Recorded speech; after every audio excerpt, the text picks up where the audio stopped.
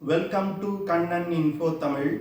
நம்ம இன்னைக்கு என்ன டாபிக் பார்க்க போறோம் அப்படின்னா, கடந்த சில வருடங்களா இந்திய விமானப்படையோட பலம் குறித்து தொடர்ந்து செய்திகள் வெளிவந்துகிட்டு இருக்கு. அதாவது இந்திய விமானப்படையில இப்போ வெறும் 30 ஸ்குவாட்ரான் ஃபைட்டர் ஜெட் விமானங்கள் தான் இருக்குது. ஆனா இந்திய விமானப்படைக்கு 42 ஸ்குவாட்ரான் ஃபைட்டர் ஜெட் விமானங்கள் தேவைப்படுது. இதனால சீனா மற்றும் பாகிஸ்தான இந்திய விமானப்படையால் ஒரு டூ ஃப்ரண்ட் வார்ல எதிர்த்து சண்டையிட முடியாது அப்படின்னு தொடர்ந்து செய்திகள் பரப்பப்பட்டு வந்துகிட்டு இருக்கு. அது மட்டும் இல்லாம இந்திய விமானப்படையோட வலிமையை அதிகப்படுத்தணும்னா அமெரிக்காவின் F-35 5th generation fighter jet விமானத்தை வாங்கணும் அப்படின்னும் செய்திகள் பரப்பப்பட்டு வந்துகிட்டு இருக்கு. ஆனா இன்னும் சில டிஃபென்ஸ் எக்ஸ்பர்ட்ஸ் இந்தியா அமெரிக்காவின் F-35 விமானத்தை வாங்கினாங்கன்னா மிகப்பெரிய பிரச்சனையில மாட்டிக்கிடுவாங்க அப்படின்னு சொல்லி வந்துகிட்டு இருக்காங்க. இந்திய விமானப்படை உண்மையிலே வலிமை இழந்துதான் இருக்காங்களா? இந்திய விமானப்படையின் செயல்திறனை அதிகப்படுத்துவதற்கு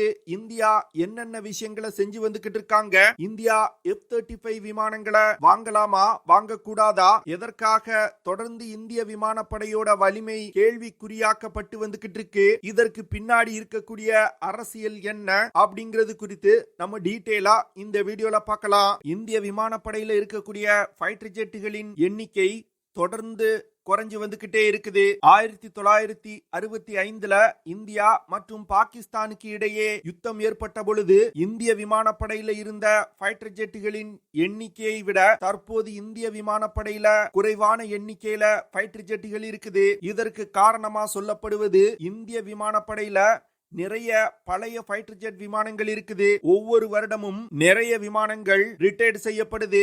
இதனால தொடர்ந்து இந்திய விமானப்படையோட ஃபைட்டர் ஜெட்டுகளின் எண்ணிக்கை குறைந்து வருவதா சொல்லப்படுது. இந்த விஷயம் இந்தியாவுடைய பாதுகாப்பிற்கு மிகப்பெரிய அச்சுறுத்தலா இருக்குது அப்படின்னு தொடர்ந்து பல டிஃபென்ஸ் எக்ஸ்பர்ட்ஸ் சொல்லி வந்துகிட்டு இருக்காங்க. அதுவும் குறிப்பா சீனாவுடன் கல்வான் வேலியில பிரச்சனை ஏற்பட்ட பிறகு தொடர்ந்து இந்திய விமானப்படையோட வலிமை குறித்து கேள்வி எழுப்பப்பட்டு வந்துகிட்டு இருக்கு. சீனா மற்றும் பாகிஸ்தானோடு ஒரு டூ ஃப்ரண்ட் வார இந்தியா சமாளிக்கணும்னா இந்திய விமானப்படைக்கு 42 ஸ்குவாட்ரான் ஃபைட்டர் ஜெட் விமானங்கள் தேவை அப்படின்னு சொல்றாங்க. அதாவது ஒரு ஸ்குவாட்ரான்ல 18 முதல் 20 விமானங்கள் இருக்கணும். ஆனா தற்போது இந்தியாவிடம் 30 ஸ்குவாட்ரான் ஃபைட்டர் ஜெட் விமானங்கள் தான் இருக்குது. இதன் காரணமா இந்திய விமானப்படையால சீனா மற்றும் பாகிஸ்தானோடு ஒரு டூ ஃப்ரண்ட் வார் வந்துச்சுன்னா அந்த சிச்சுவேஷனை சமாளிக்க முடியாது அப்படின்னு சொல்றாங்க. இந்த விஷயம் தொடர்பா இந்திய விமானப்படையோட முன்னாள் vice chief of air staff air marshal Anil Ghoshal அவர்கள் ஒரு பேட்டி கொடுத்திருக்காரு. அந்த பேட்டியில இந்திய விமானப்படையில ஃபைட்டர் ஜெட் விமானங்களோட எண்ணிக்கை குறைந்து வருது அப்படிங்கிறது உண்மைதான். ஆனா இந்திய விமானப்படைக்கு 42 ஸ்குவாட்ரான் ஃபைட்டர் ஜெட் விமானங்கள் தேவை அப்படிங்கிற விஷயத்த நான் ஏற்றுக்கொள்ள மாட்டேன் அப்படின்னு அவர் சொல்லியிருக்காரு. அதாவது 1962ல சீனாவுடன் இந்தியாவுக்கு யுத்தம் வந்தது. அதற்கு பிறகு பாகிஸ்தானோடு 1965ல மறுபடியும் ஒரு யுத்தம் வந்தது. இதனை தொடர்ந்து இந்தியாவுக்கு ஒரு வலிமையான விமானப்படை தேவை அப்படிங்கறத இந்தியா உணர்ந்தாங்க. இந்தியாவுடைய ஸ்ட்ராட்டஜிக்கல் பிளானர்ஸ் 1980ல அப்போது இருந்த அச்சுறுத்தல்கள் மற்றும் மிலிட்டரி டெக்னாலஜியை வச்சு இந்திய விமானப்படைக்கு சீனா மற்றும் பாகிஸ்தான ஒரு டூ ஃப்ரண்ட் வார்ல எதிர்கொள்ளணும்னா 42 ஸ்குவாட்ரான் ஃபைட்டர் ஜெட் விமானங்கள் தேவை அப்படின்னு சொல்லி இருந்தாங்க. ஆனா தற்போது இருக்கக்கூடிய சூழ்நிலை வேற மாதிரி இருக்குது. 1960கள்ல இந்திய விமானப்படையில மிகவும் குறைவான எண்ணிக்கையில ஃபைட்டர் ஜெட் விமானங்கள் பயன்பாட்டுல இருந்து வந்துச்சு. அது மட்டும் இல்லாம அந்த விமானங்கள்னால குறைவான எடை கொண்ட ஆயுதங்களை சுமந்து சென்று குறுகிய தூரம் வரைக்கும் பறந்து சென்றுதான் தாக்குதல்களை நடத்த முடியும். இந்த விஷயங்களை வச்சுதான் இந்திய விமானப்படைக்கு 42 ஸ்குவாட்ரான் ஃபைட்டர் ஜெட் விமானங்கள் தேவை அப்படின்னு சொல்லியிருக்காங்க.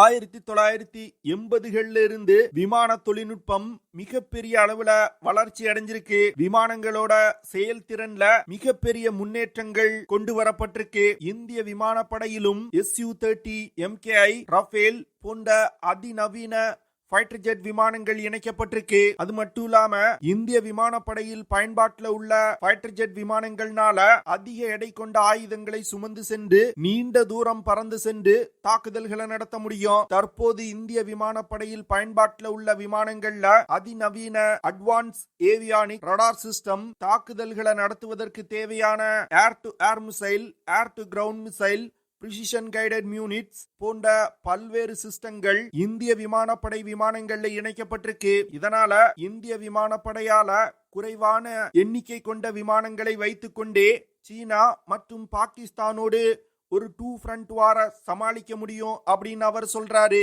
இந்த விஷயம் தற்போது மிகப்பெரிய பேசுபொருளா மாறி இருக்கு. இந்திய விமானப்படையோட முன்னாள் வைஸ் சீஃப் ஏர் ஸ்டாஃபோட இந்த கருத்திற்கு சிலர் ஆதரவும் தெரிவிக்காங்க, சிலர் எதிர்ப்பும் தெரிவிக்காங்க. என்ன பொறுத்தமட்டில் ஏர் மார்ஷல் அனில் கோஷல் அவர்கள் சொல்றது சரியான விஷயம் அப்படின்னு நான் நினைக்கிறேன். ஏன்னா இது போன்ற செய்திகளை தொடர்ந்து வெஸ்டர்ன் மீடியாக்கள் தான் பரப்பி வந்துகிட்டு இருக்காங்க.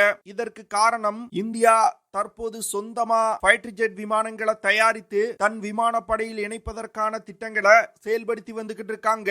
அந்த திட்டங்களுக்கு இடையூறு செய்வதற்கும் இந்தியா ஃபைட்டர் ஜெட் விமான தொழில்நுட்பத்துல தன்னிறைவை அடைந்து விடக்கூடாது அப்படிங்கிற விஷயத்திற்காகவும் இது போன்ற செய்திகளை தொடர்ந்து பரப்பி இந்திய அரசாங்கத்திற்கு அழுத்தம் கொடுத்து வந்துகிட்டு இருக்காங்க. இந்திய விமானப்படையில் பயன்பாட்டில் உள்ள MiG-21, MiG-27 போன்ற பழைய விமானங்கள் ரிட்டையர்ட் செய்யப்படுவது உண்மைதான். ஃபைட்டர் ஜெட் விமானங்களோட எண்ணிக்கையும் குறைஞ்சிக்கிட்டே தான் வருது.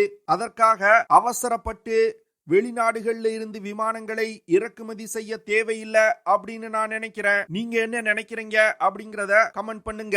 அடுத்து அமெரிக்காவிடம் இருந்து F-35 விமானங்களை வாங்கணும் அப்படின்னு தொடர்ந்து செய்திகள் பரப்பப்பட்டு வந்துகிட்டு இருக்கு. இதற்கு பின்னாடியும் அரசியல் இருப்பதா நான் நினைக்கிறேன். ஏன்னா இந்தியா அமெரிக்காவிடம் இருந்து F-35 விமானங்களை வாங்க முடிவு செஞ்சு தற்போது ஆர்டர் கொடுக்கறாங்கன்னா இந்தியாவுக்கு அடுத்த 5 வருடங்கள்ல அந்த விமானங்கள் வந்து சேராது. ஏன்னா F-35 விமானங்களை ஏற்கனவே அமெரிக்காவின் நட்பு நாடுகள் ஆர்டர் செஞ்சிருக்காங்க. குறிப்பா நேட்டோ அமைப்புல இருக்கக்கூடிய நாடுகள் F-35 விமானங்களை மிகப்பெரிய அளவுல அமெரிக்காவிடம் இருந்து ஆர்டர் செஞ்சிருக்காங்க.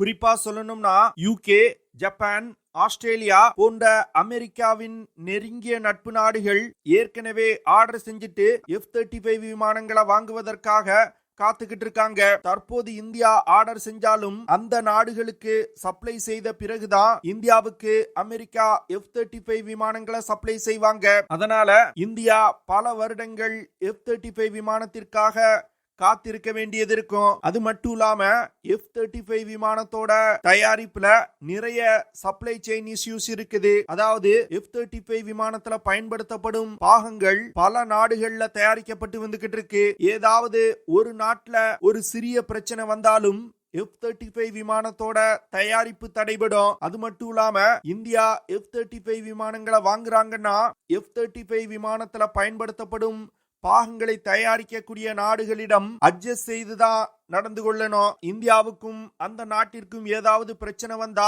F-35 விமானத்தோட சப்ளை டிலே ஆகும். அது மட்டும் இல்லாம இந்தியா அதிக அளவுல F-35 விமானத்தை வாங்கி இந்திய விமானப்படையில இணைச்சாலும் இந்தியால F-35 விமானத்திற்கு தேவையான உதிரி பாகங்களை தயாரிப்பது அப்படிங்கிறது நடக்காத விஷயம். ஏன்னா ஏற்கனவே பல நாடுகள் அந்த உதிரி பாகங்களை தயாரிச்சு வந்துகிட்டு இருக்காங்க. அவங்க உதிரி பாகங்கள் தயாரிப்ப இந்தியாவுக்கு விட்டு கொடுக்க மாட்டாங்க. இதுலயும் பல பிரச்சனைகள் இருக்குது. அடுத்து F-35 விமானத்துல 2 விதமான இன்ஜின்கள் பயன்படுத்தப்படுது. ஒன்னு லாக்ஹீட் மார்ட்டின் நிறுவனத்தால் தயாரிக்கப்படும் ஒரு இன்ஜினும் பிரட் அண்ட் விட்னி நிறுவனத்தால் தயாரிக்கப்படும் இன்னொரு இன்ஜினும் பயன்படுத்தப்பட்டு வந்துகிட்டு இருக்கு. இது எந்த நாடு அந்த விமானத்தை பயன்படுத்துது அப்படிங்கறது பொறுத்து இன்ஜின் மாறுபடும். பிரட் அண்ட் விட்னி நிறுவனம் 100% இன்ஜின் டெலிவரிய கால தாமதம் பண்ணிருக்காங்க. அதுவே லாக்ஹீட் மார்ட்டின் நிறுவனம் 91% இன்ஜின் சப்ளைய டிலே செய்துதான் பண்ணிருக்காங்க. இதனால விமானத்துல பயன்படுத்தப்படும் இன்ஜினோட சப்ளை செயின்லயும் மிகப்பெரிய பிரச்சனைகள் இருக்குது. அதனால இந்தியா F-35 விமானத்தை அமெரிக்காவிடம் இருந்து வாங்கினாங்கன்னா இந்தியா ஒரு மிகப்பெரிய பிரச்சனையில மாட்டிப்பாங்க. இதன் காரணமாக தான் இந்தியா F-35 விமானத்தை வாங்கல. அடுத்த 10 முதல் 15 வருடங்கள்ல இந்திய விமானப்படையில் பயன்பாட்டில் உள்ள ஜாகுவார், மிராஜ் 2000, MiG-29 போன்ற பல விமானங்கள் ரிட்டையர்ட் ஆக போகுது. இதனால இந்திய விமானப்படைக்கு அதிக அளவுல விமானங்கள் தேவைப்படுது. இப்போ இந்த விஷயத்தை சமாளிப்பதற்கு இந்தியா என்ன செய்யலாம் அப்படிங்கறத பார்க்கலாம். ஏற்கனவே இந்திய விமானப்படை 73 தேஜஸ் MK-1A விமானங்களை வாங்குவதற்கு ஒரு மிகப்பெரிய ஆர்டரை HAL நிறுவனத்திடம் கொடுத்திருக்காங்க. இந்த விமானம் இந்திய விமானப்படையில் பயன்பாட்டில் உள்ள தேஜஸ் MK-1 விமானத்தில இருந்து அப்கிரேட் செய்யப்பட்ட விமானம். இந்த விமானத்துல பல அதிநவீன தொழில்நுட்பங்கள் இணைக்கப்பட்டிருக்கு. குறிப்பா சொல்லணும்னா modern avionics, air to air refuelling, advance weapon system போன்ற பல விஷயங்கள் இணைக்கப்பட்டிருக்கு. ஒரு வருடத்துக்கு HAL நிறுவனத்தால 16 தேஜஸ் MK-1A விமானத்தை சப்ளை செய்ய முடியும். ஆனா 2029 வருடத்துக்குள் இந்திய விமானப்படைய நவீனப்படுத்தணும்னா ஒரு வருடத்துக்கு 24 இருந்து 30 ஃபைட்டர் ஜெட் விமானங்களை தயாரிக்கக்கூடிய கேப்பபிலிட்டிய HAL உருவாக்கி கொள்ளணும். அப்படி HAL தன்னுடைய தேஜஸ் MK-1A விமானத்தோட ப்ரொடக்ஷன் கேப்பபிலிட்டிய அதிகப்படுத்தினாங்கன்னா 100 இருந்து 150 தேஜஸ் MK-1A விமானங்களை வாங்குவதற்கு இந்திய விமானப்படை திட்டமிட்டிருக்காங்க. ஆனா தற்போது தேஜஸ் MK-1A விமானத்துல பயன்படுத்தப்படும் GE F-404 இன்ஜினோட டெலிவரி லேட் ஆகிறதுனால விமானத்தோட ப்ரொடக்ஷனும் பாதிக்கப்படுது அப்படின்னு செய்திகள் வெளிவந்திருக்கு. ஆனா இந்த விஷயம் ஒரு டெம்பரவரியான விஷயம் தான். GE நிறுவனம் F-404 இன்ஜினோட ப்ரொடக்ஷனை வேகப்படுத்துறாங்க அப்படின்னு செய்திகள் வெளிவர ஆரம்பிச்சிருக்கு. அதனால தேஜஸ் MK-1A விமானங்களோட டெலிவரி ரொம்ப லேட் ஆகாது அப்படின்னு எதிர்பார்க்கப்படுது. அடுத்து தேஜஸ் MK-2 அப்படிங்கிற ஒரு மல்டி ரோல் ஃபைட்டர் ஜெட்டை இந்தியா டெவலப் செய்து வந்துகிட்டு இருக்காங்க. இந்த விமானத்தோட டெவலப்மெண்ட் புரோட்டோடைப் டெவலப்மெண்டல் ஸ்டேஜ்ல இருக்குது. இன்னும் ஓரிரு வருடங்கள்ல தேஜஸ் MK-2 விமானத்தோட முதல் பறத்தல் நடைபெறும். இந்த விமானங்கள் வெற்றிகரமா உருவாக்கப்பட்டால் தற்போது Su-30 MKI போர் விமானங்களை மட்டுமே நம்பி இருக்கக்கூடிய இந்திய விமானப்படைக்கு இன்னொரு ஆப்ஷனா இந்த தேஜஸ் MK-2 விமானங்கள் இருக்கும். இந்த ப்ராஜெக்டையும் தற்போது இந்தியா வேகப்படுத்தி வந்துகிட்டு இருக்காங்க. 2030 வருடத்துக்குள் இந்திய விமானப்படையில 1-2 தேஜஸ் MK-2 ஃபைட்டர் ஜெட் விமானத்தோட ஸ்குவாட்ரன்களையாவது இணைச்சிருக்கணும் அப்படின்னு இந்தியா திட்டமிட்டு இருக்காங்க. அடுத்து விமானங்களோட எண்ணிக்கைய மிக விரைவா அதிகரிக்கணும்னா இந்தியாவுக்கு இருக்கக்கூடிய ஆப்ஷன் ரஃபேல் போர் விமானங்கள் தான். தற்போது இந்திய விமானப்படையில 36 ரஃபேல் போர் விமானங்கள் இருக்குது. பிரான்சுடன் இந்தியா பேச்சுவார்த்தை நடத்தி கூடுதலா இன்னும் 36 ரஃபேல் போர் விமானங்களை இந்தியா வாங்கலாம். அப்படி இந்தியா ரஃபேல் போர் விமானங்களை ஆர்டர் செஞ்சாங்கன்னா 2029 வருடத்துக்குள் 36 ரஃபேல் போர் விமானங்களை பிரான்ஸ் சப்ளை செய்வாங்க. அப்போ இந்திய விமானப்படையில 72 ரஃபேல் போர் விமானங்கள் இருக்கும். இதனால இந்திய விமானப்படையோட செயல்திறன்ல மிகப்பெரிய முன்னேற்றம் ஏற்படும். அடுத்து ஃபைட்டர் ஜெட் விமானங்களோட எண்ணிக்கையை அதிகப்படுத்துவதற்கு இந்தியாவுக்கு இருக்கக்கூடிய இன்னொரு ஆப்ஷன் MRFA திட்டம். இந்த திட்டத்தின் மூலமா 114 ஃபைட்டர் ஜெட் விமானங்களை வாங்குவதற்கு இந்தியா திட்டமிட்டு இருக்காங்க.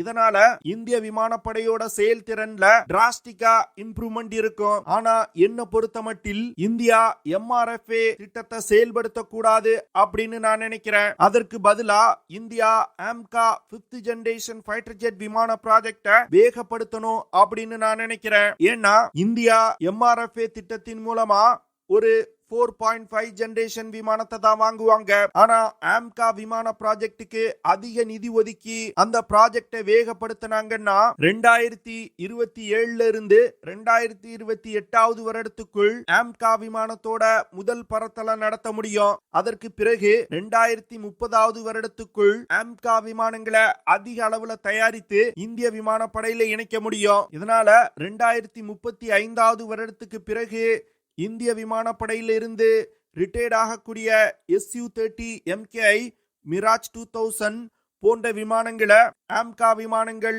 ரீப்ளேஸ் செய்யும். அதனால என்ன பொறுத்த மட்டில் இந்தியா அவசரப்பட்டுட்டு வெளிநாடுகள்ல இருந்து ஃபைட்டர் ஜெட் விமானங்களை இறக்குமதி செய்ய தேவையில்லை அப்படின்னு நான் நினைக்கிறேன்.